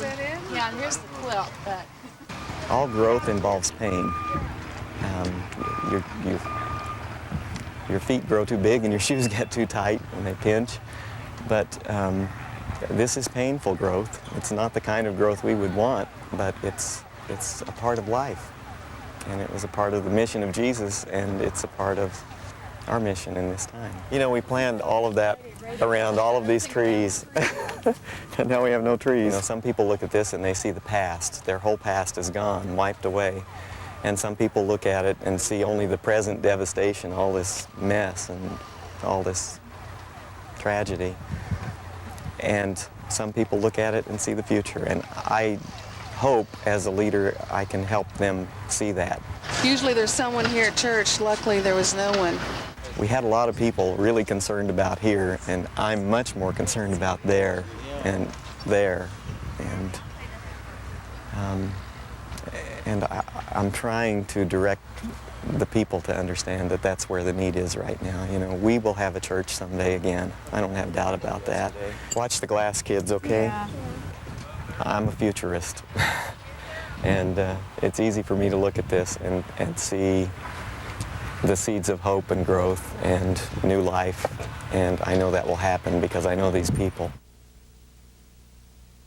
And the congregation will be celebrating Mass tomorrow morning at Andover High School in the high school gymnasium, and I would imagine that with or without their building, that Mass will be a special service for many of those people. I'm Roger Cornish reporting live from a battered but rebuilding Andover, Kansas. Susan? Thank goodness. Okay, thank you, Roger.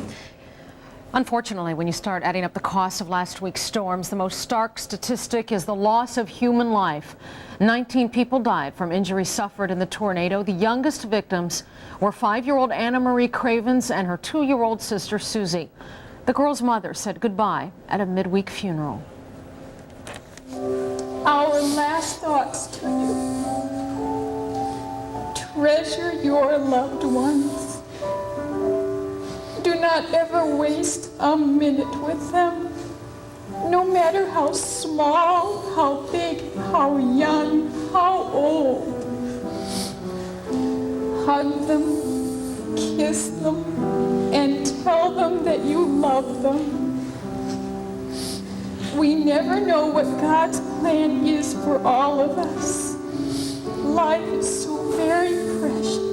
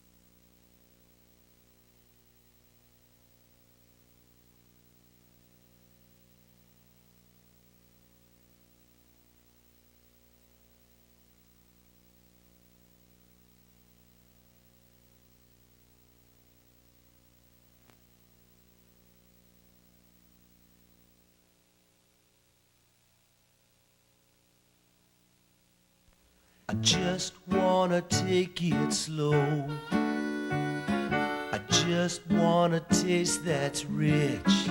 Introducing Kraft 1898 barbecue sauce. Slowly simmered the old-fashioned way for a rich, rich taste. I just wanna take it slow. I just wanna taste that's rich. New Kraft 1898. Slowly simmered for a rich, rich taste.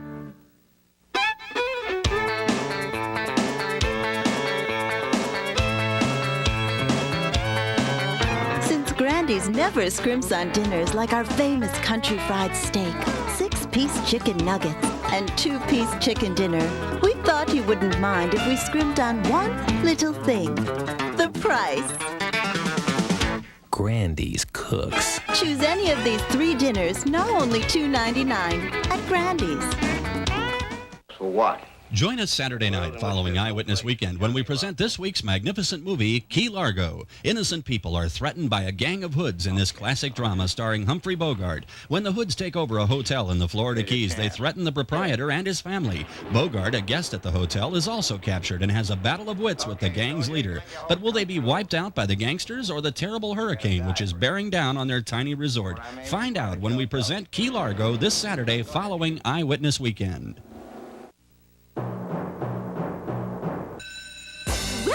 Hardy's Math. 1 plus 1 plus 1 equals 1. Yes, right now at Hardy's, 3 regular hamburgers equal $1. 6 burgers equal $2. 9 burgers $3. And 12 burgers equal only $4. Plus 12 is the limit. So let's review. At Hardy's, 1 plus 1 plus 1 equals plus 1. But only for a limited time. So don't be tardy. Class, no running in the halls.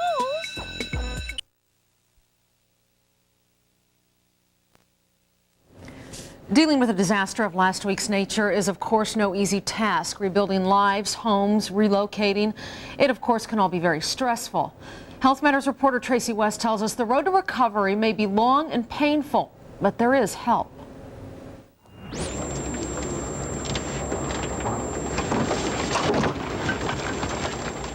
Picking up the pieces of lives that were so violently shattered in last week's tornado is no easy task.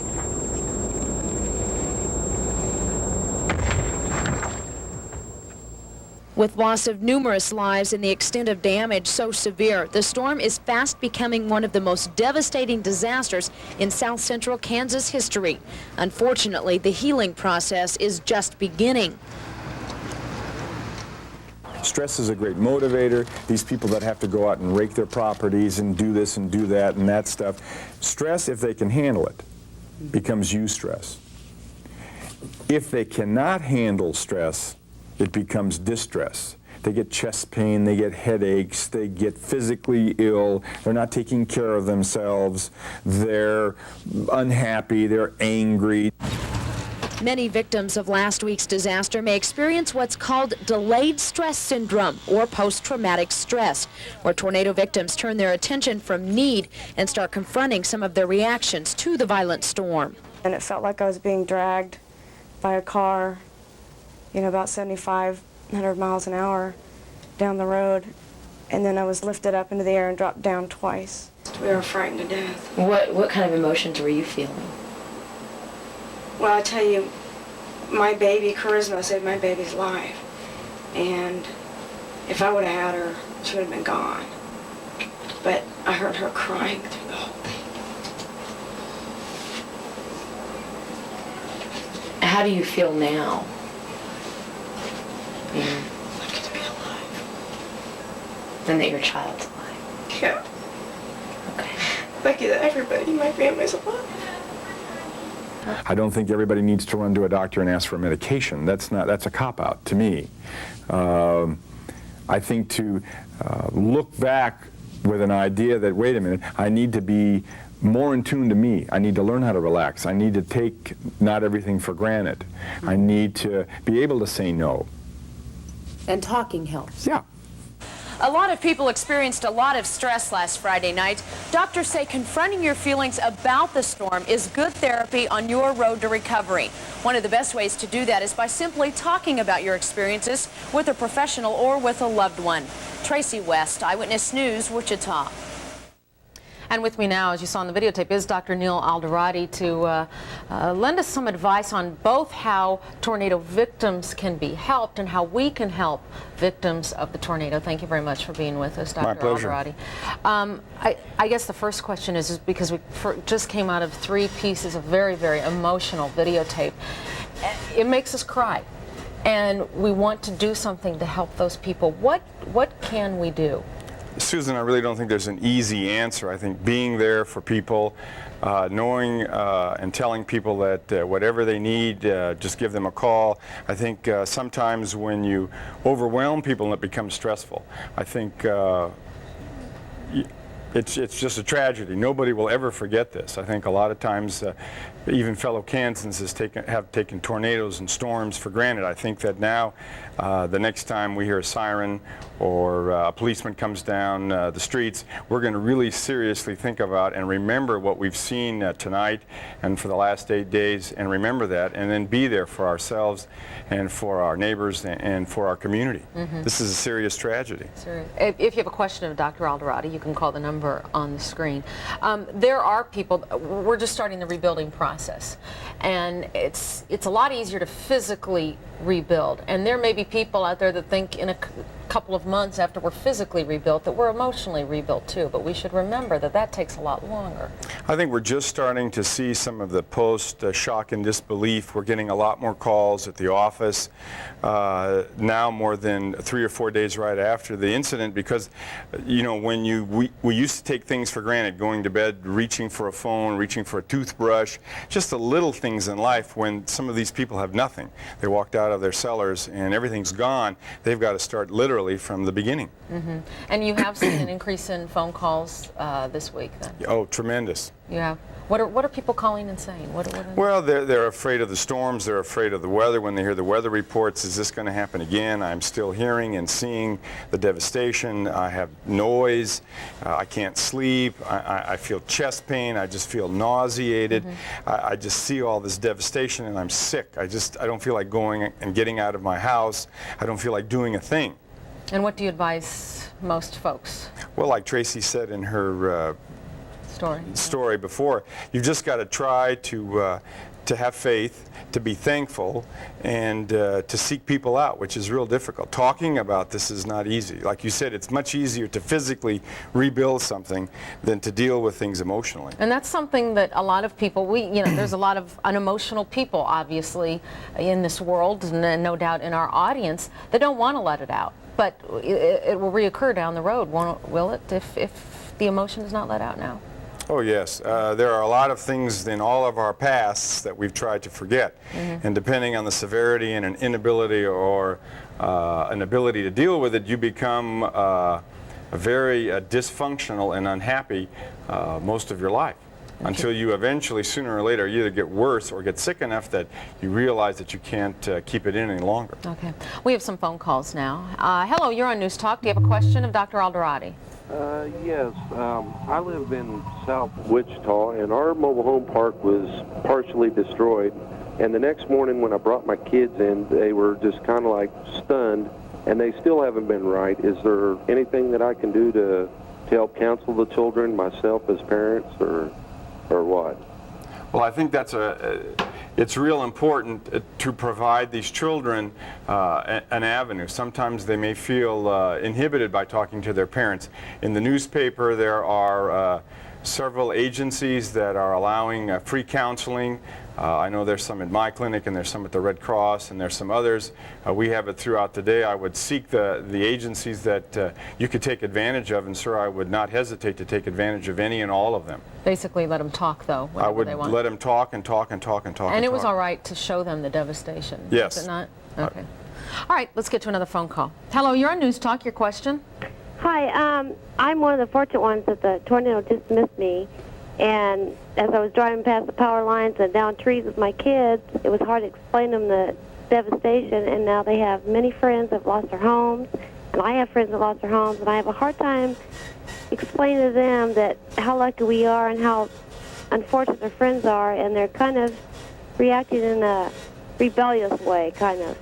Maybe they're feeling a little bit guilty. Yes, they are, because they were lucky. As a lot of people that have been on all the channels recently have stated, a lot of people deal with stress and this devastation differently. They will get angry, they will get isolative, they can get depressed, they can just withdraw, they can take it out on their loved ones. They can become depressed, they can become violent, they can start doing some real self-destructive things if they don't deal with this. They need to deal with it. I think this lady brings up a good point. What about the guilt? I'm sure she's feeling a little bit guilty too. And there were several stories in our report tonight that neighbors looked out the window of their own home that was not destroyed and saw their neighbors' homes completely gone. What do you do with that guilt, both for the children and the parents? That's a real difficult question. I guess what you can, as is evident by everything that we're seeing on the news, the town and the community and all of central Kansas is getting together behind all of this, and we're all volunteering. It's unfortunate. It's fate. What happens, nature is devastating. Sometimes things just don't follow the regular patterns. I would tell these unfortunate neighbors that you're there, anything that you can do. But I think they really understand. It's just that right now it's a real fragile time because everybody still doesn't know where they're coming or going from, and everybody's emotional, or they're withdrawn, or they're shut down. They're trying to rebuild, they're trying to regroup. They've done a lot of things, that we've taken a lot of things for granted. Now, as everybody is stating, and I fully agree, this is a time of rebuilding. This is a time of being thankful. I think that unfortunately, a lot of times out of tragedy, we learn the hard way. Yeah, we sure do. What to appreciate in life, what not to appreciate in life, etc. Let's take another phone call. Hello, you're on News Talk. Your question, please. Hi, I was curious about, I have a 2.5-year-old. We were involved in the tornado. And though our house was spared, our neighbors' homes are completely gone, and all his toys are gone. And how do you communicate with a 2.5-year-old about the dangers and yet of tornadoes and stormy weather, and yet not getting so paranoid that by the time he's 5, he's a basket case? Yeah. Again, you can do counseling for 2-year-olds. There are a lot of children that could benefit. Again, if you don't feel you're getting the message across, I would seek some professional help of some sort. But basically, what would you tell children in a situation like this? What can a parent tell a child? Is there any secret sentence or formula? God, if I knew that, I would just try to be as simplistic, but to tell them that, this is an act of nature. We have no control over this. The next time you hear these noises, from now on that you're going to have to get cover, whether mom and dad are here or you're in charge of your siblings. Get down to a safe place.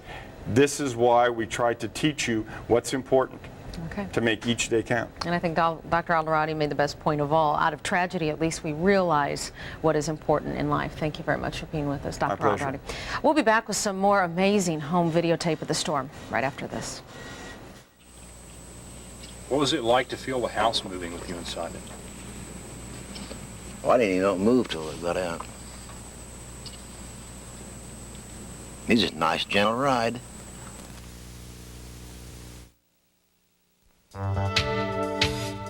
If you want to save money, watch closely. You can get high-octane gasoline here, here, and here. You can also get it at Coastal, with one big difference. Coastal high-octane premium gasoline costs less. Cash or credit, same low price. And that can save you a lot of money every time you fill up at Coastal.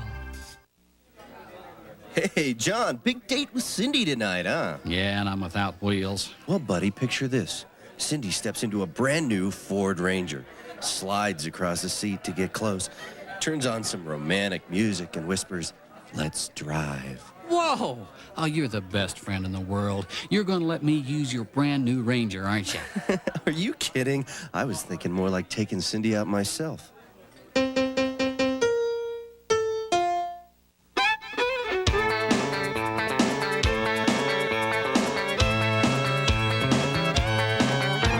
Grandy's never scrimps on dinners like our famous country fried steak, 6-piece chicken nuggets, and 2-piece chicken dinner. We thought you wouldn't mind if we scrimped on one little thing, the price. Grandy's Cooks. Choose any of these 3 dinners, now only $2.99 at Grandy's. Attention American Family policyholders. Soon an American Family Insurance claim team will arrive in your area. If you've incurred damage or loss from the recent storm activity, please report it immediately to your American Family agent. Your agent will make arrangements to have your claims settled by the claims team. By reporting your losses directly to your agent, your claim will receive the fastest possible attention. Once again, if you need assistance, contact your local American Family Insurance agent or call the Catastrophe Office at 684-6763.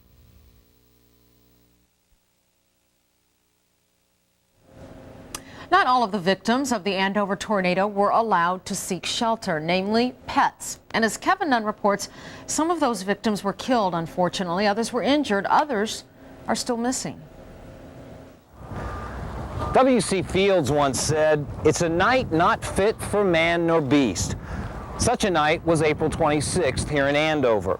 And while we all recognize the fate of man in this community, the fate of the beasts here is just now being realized.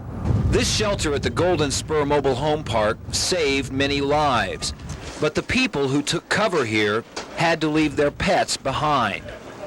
This Cocker Spaniel was one of them. Rescue worker Steve Durst found the little dog amidst a pile of rubble that used to be a mobile home. Don't get under it. After some trouble, we finally got her caught and got her warmed up and dried off and put in the van, and she just went to sleep and didn't really seem to care to leave. This little Cocker Spaniel, called Precious, is lucky. Its family saw her on TV, and now they are back together. Oh, yes.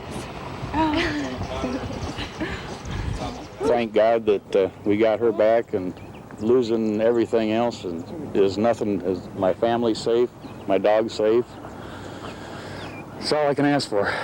Other pet owners have not been as fortunate. Okay, check with them, and if you do find them, then contact us again so we can mark you off. Okay. The Andover Veterinary Clinic has been serving as a command center, attempting to get owners and their pets reunited. There isn't anything of the house left. We couldn't find nothing. So we just thought that she was somewhere, dead somewhere. The Kellys have their dog Susie back. She suffered a broken leg and internal injuries when the tornado leveled their mobile home. Usually she was outside and we didn't have too much to do with her because she was outside dog, but I feel different now. She's more special. We've got 2 still running loose that we cannot catch. We've got 2 unaccounted for, I think, and 4 that we know are dead. Harry Rutherford's kennel was destroyed along with several of the dogs inside. I thought I was going to find all of them dead. I was totally amazed when I saw the first dog a quarter of a mile south of my house. Many animals are still homeless, a stressful situation on animal and owner alike. We have a friend who's in Wesley Hospital. She lost her home. She was in her home when it collapsed. Her main concern at this moment is that she's lost her animals, a couple of cats and dog, I believe, and no one has found them. That's more of a sorrow to her than the loss of her home. Animals still at large here in the Andover area are suffering from shock, according to veterinarians, a condition made worse by the noise and confusion of cleanup here. Those same veterinarians say it may be weeks or even longer before all of the stray animals are accounted for. Kevin Nunn, Eyewitness News, Andover. If you lost an animal in the storm, there is still hope. You can contact the Kansas Humane Society. It's offering its shelter for housing animals left alone due to the storm. And Humane Society volunteers are working to capture animals still at large in the Andover area. The number at the Humane Society is 683-6596. The dramatic videotape of last week's tornado has been seen by people from Europe to South America. Here's another look at the April 26th tornado through the eyes of several of the area's amateur photographers.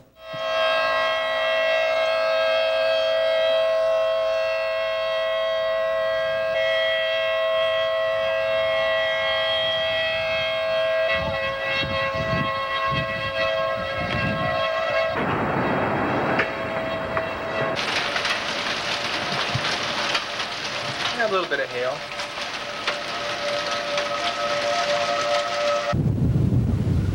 And if you just tuned in, we have a tornado warning in effect until 6:45 for eastern Sedgwick County. Tornado reported on the ground in the vicinity of Clearwater. That's the one that you heard John Wright describing a few moments ago.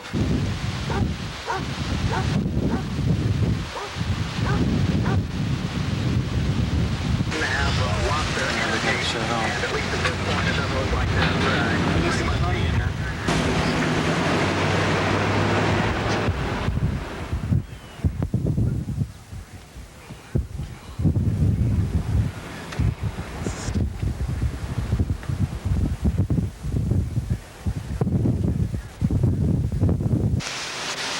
Well, it's coming. Come on, we gotta go.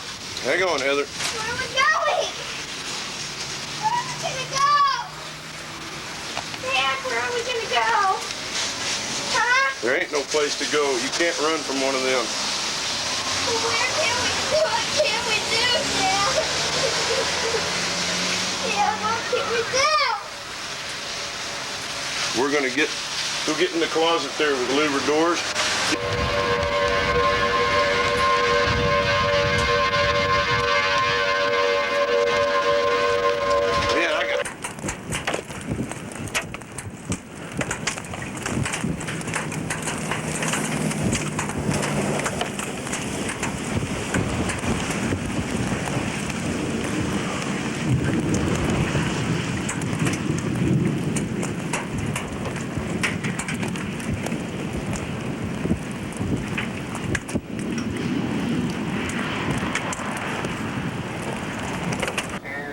A definite tornado. man. Awesome. Oh, jeez. This is going to be a very wide one. Let's check in once again further south. What's it doing? Oh, I got the whole thing. Now, that's good, honey. Don't go any further closer. Oh, jeez. The storm continues to move through this part. Wow. I've been trying to listen to officers down in the Hayesville area to get some more information on that tornado. Honey, be careful. It's going to be around 55th South. And is it going away from us? Officers are reporting maybe 10 to 15 houses in Hayesville that have been damaged by the tornado. Is it going away from us? They're saying that there's going to be damage in the area of 55th and Broadway and also 53rd Street South. I sure hope you're right. Yeah.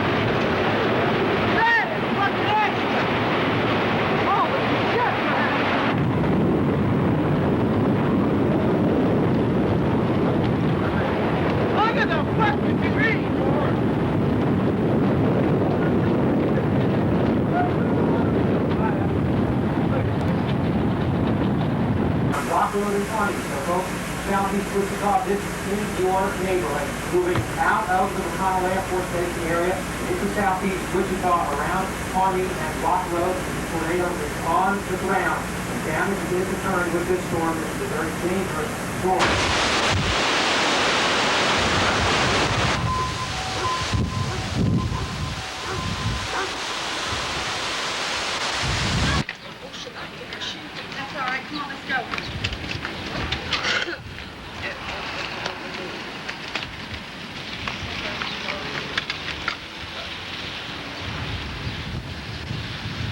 Look at it. See?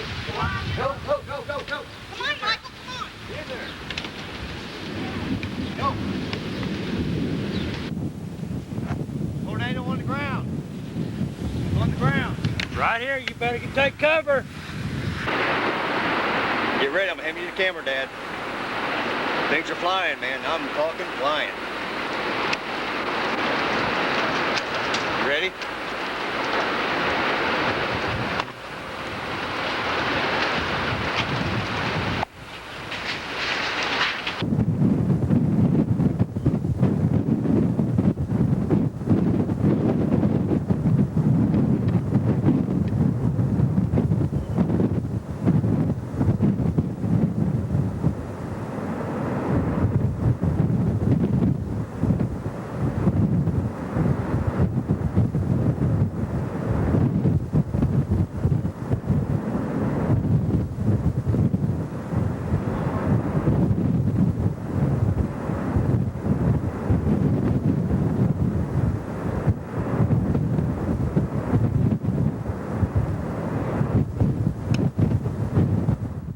Now you can see that videotape over and over again and still cannot believe it. National Storm researchers hope to use some of the videotapes to further their study of tornadoes.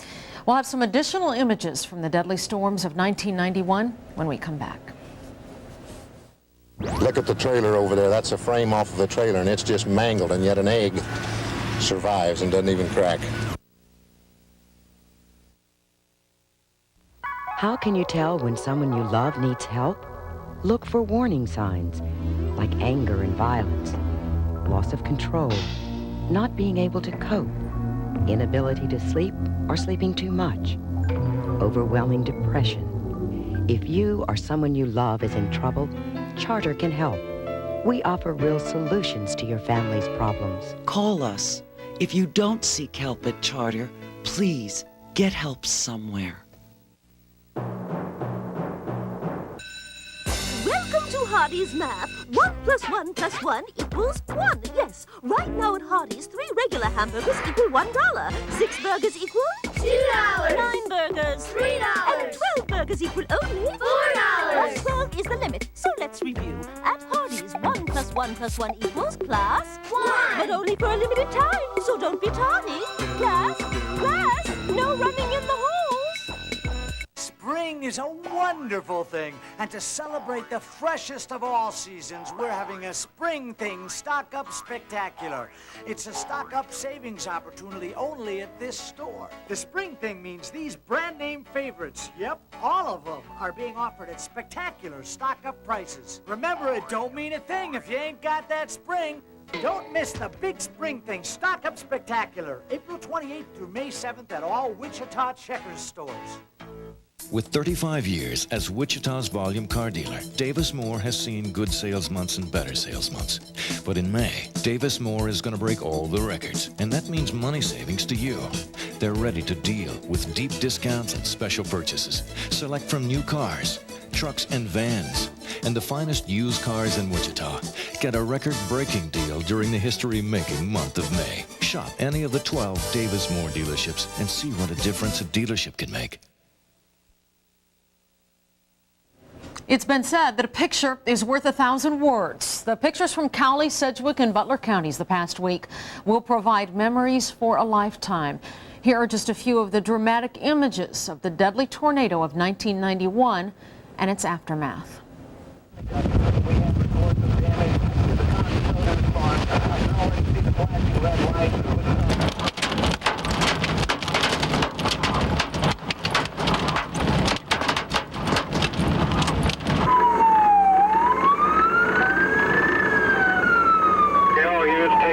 Don't stay out any longer, go for cover. This 81, it just hit my 42. Tearing Andover up, it's got Andover right now. Just hit the chief's house. Is anybody in there? Oh!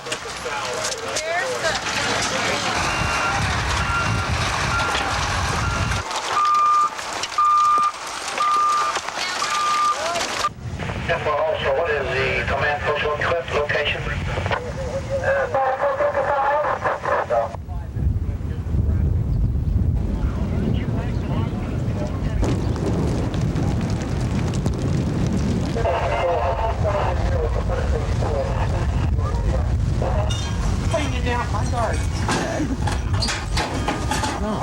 Pictures of people I That don't was a even big know. double wide trailer right there and one back there. It's totally Both of them are gone. They don't even know where they're at. Lucky. Stay here. Stay here. That tape is incredible. Stay here. What's your... I stepped on one pad. It touched my foot a little bit.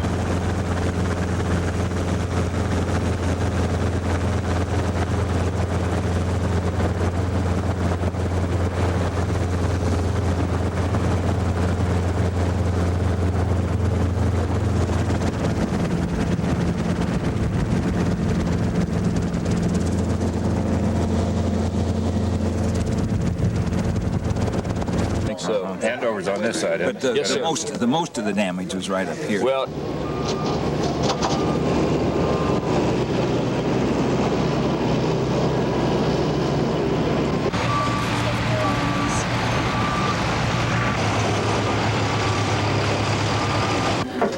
Save my music.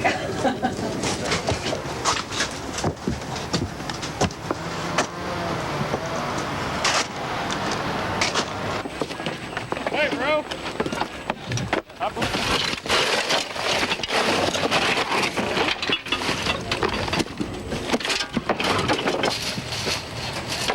Oh God, I said I gotta see it to believe it. I just can't. Hey. Philip was so worried that you were dead. Oh, Philip, bless you. I'm okay, huh? How about you? I can't believe all this. Doesn't look like the church you knew, does it?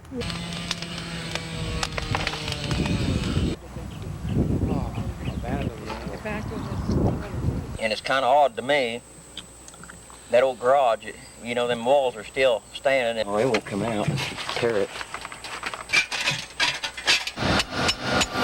Coming up a little bit.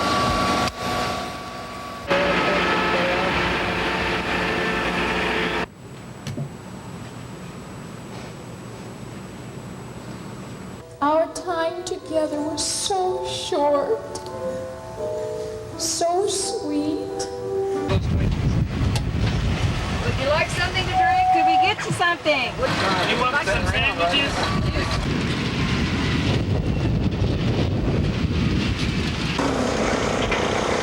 23 3/4.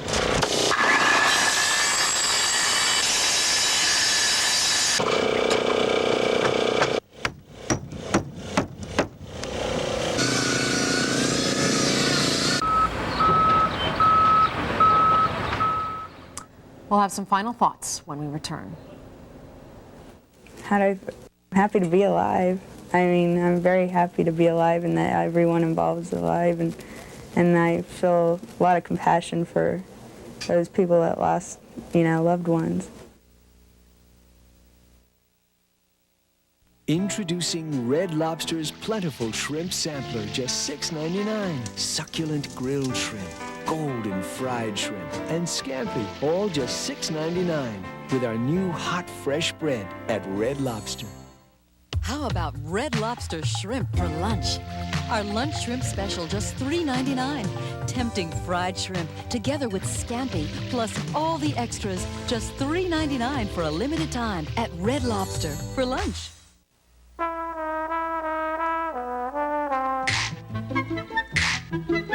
Cold, crisp Clausen pickles.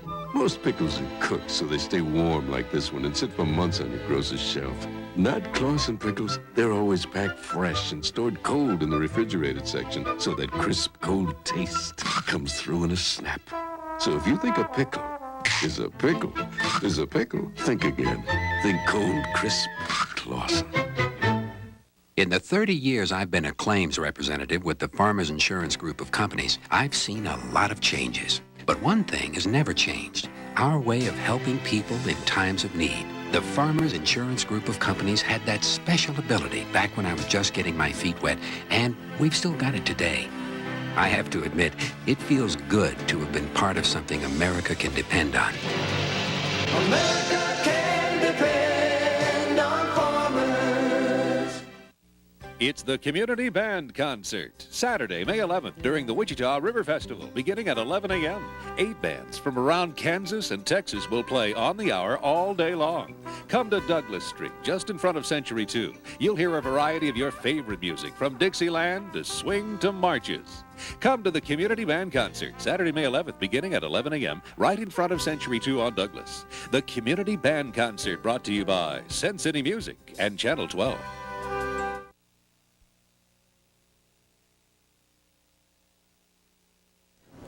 It's hard to sum up the events of the last week into just 30 seconds. Maybe we can do so by summing up our feelings. Kansans went from numbing shock